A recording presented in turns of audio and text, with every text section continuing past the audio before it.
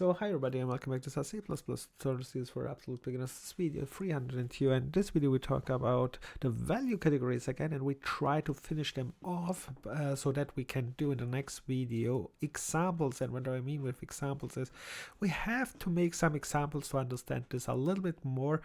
But in this video we are talking now about the mixed categories, which are the GL value and the R value. And when I visualize this one, you can see the GL value is this, the both here, and R value are this both. And yeah, let's read them. So first of all, we start here with the GL value. I will not read all, but I will only point out some important things at the start. And the first thing important here is this one here. And what I want to point out here is the implicit conversion. And implicit conversion is in general a problem because implicit means all time behind the scenes. It's not visible there for the programmer, so you have to know it. That can cause sometimes really confusion or problems because, like I said, you can't see it directly. So I prefer not really conversions, implicit conversions, but the compiler will do this all time when it's needed. So you have to know this one.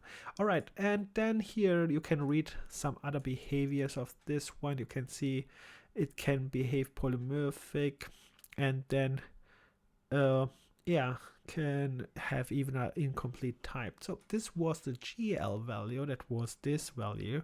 And when we talk about the GL value, we're talking about L value and X value, but careful, mix them still not up. We have to watch them separately because they have different properties. All right, let's go here to the R values. The R values are this two. Important is they can be moved. But again, these two properties are different, has identity, no identity, and then we go back and read here a little bit more. I will not read all again. You can read this one on your own, but I point out something important. The first sentence here is important, and it says here, we can't take the address of an R value, which means if you try to take an address from this one, you can't. And here are examples how you would try. You can see with the ampersand, we try to take the address so that we can add it to a pointer, for example, or something like that. And this is not allowed with R values. So also not allowed with X values. That's interesting. Why is that interesting? Because an X value, we said, has normally a destination. I mean, it becomes an object. An object has a destination normally. And now we can't take the address. Right, careful. L value we can take, this one we can't take. And then let's say you can read here a little bit more. I skip this and I point here out this one here, I think. And it says here when an R value tries to bind, and it has an option of an L value or an R value binding, it will all time prefer the R value binding. And the reason for that is it is more efficient, but you can read this one here a little bit and then it's more clear. So this was our mixed categories, and yeah, but important is that you know first the categories, the primary categories, which are the free one here in the middle. And now I want to go fast about the special categories, but I will not go in. I will skip most of them. And the reason for that one is there are something, first of all, it goes more in depth, but there are things which we have not learned. So let's start here with the pending member function call. I will skip this, but I want to point out what we have not learned. You can see this one here and this one here are not the same. They look very similar, but careful. They are fundamentally different, because also not fundamentally different, they are a little bit different actually, because because this one we have not talked about. It says here already pointer to member function. When I click on this one, let's see how it looks. Let's open up. Then we have not talked about this one, a pointer to function member. It looks something like that. And then we have learned this syntax here, and we have not learned this one, right? It's not difficult when we learn the syntax, it's very easy, but That's why I skipped this one. Of course, you can still read this and use, of course, a good C++ book in general. And then you can learn something new. Then the void expression I skip here. Also, it is just mentioning some behaviors with void calls. You can read this one.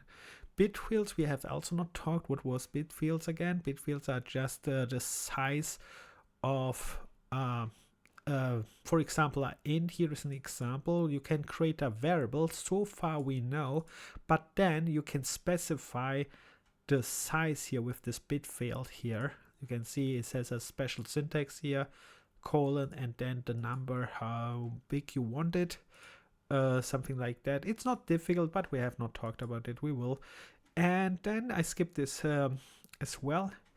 And then here in the move eligible expressions, here important is the first sentence, and it says here, although an expression consisting of the name of any variable is an L value expression, this one. So if you see a variable with a name, it is an L value. This is a very good hint for beginners and for me too.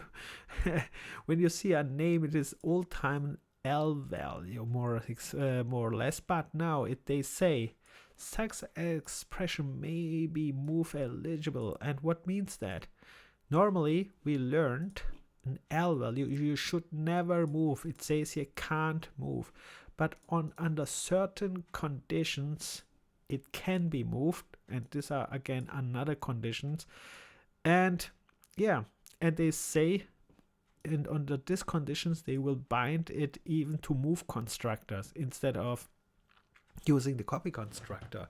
So you see, these are very special conditions, and that's why I'm skipping now this, because we try now first to understand the primary value categories, and here we are going more and more in depth and special conditions and all this kind of stuff. But here are two more things what I want to mention. The first thing is, in history I think I skipped the last one, which is C++ 70. I will not talk about it in this video, but here is a copy elision, and in copy elision it's a nice thing. What do I mean it's nice? You can avoid the copy constructor and the move constructor. That sounds a little bit confusing. Wait a minute, how it is possible to avoid copy constructor and move constructor, and they describe it here. I will not go into it, but the short answer is they construct the value directly in the storage, this one here, of the final destination when you read this one here. So they construct it directly in the right position, and with that they don't need copy and move constructor at all. And then they go and explain this here a little bit more in detail, a little conditions, and I skipped this one because we have to watch this a little bit more in detail perhaps further. But right now we try to understand the general. And there is one more thing what I have to mention that was here on top, or was that, for example, this one here, this temporary materialization. When I go there, and yeah, this thing here, that sounds a little bit strange. We have a PR value, that is this one here, and then we can materialize this one, and you can see can convert it. So that means just can be converted to an X value. So we convert this one to an X value, and the question is now, okay, why we are doing this? And here are some explanations where they are using this one, right? So you can see in this situation it is used, and yeah, and you can read a little bit there more, I think. Let's see which company. Yeah, it was again in the implicit conversion section. That's also interesting. But anyway, this you see, these categories are many special categories and many things which we can do later. Perhaps you can do this on your own. For us beginners, it's important that we understand first the basics here, the three value categories, and we do this in the next video with examples this time. Now we have covered more or less theory a little bit, but now I want to go through about this example so you can have yeah, so we can bound all this knowledge to examples and see this in code,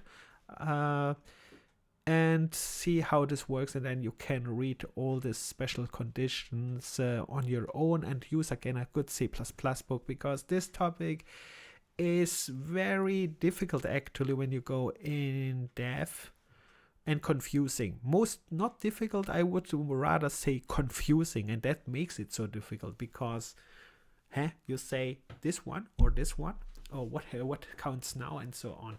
All right, and with that said, I stop this video. If you have any questions, like all time, write in the comment section. See you in the next video. Bye and good luck, and like all time, have fun and never give up.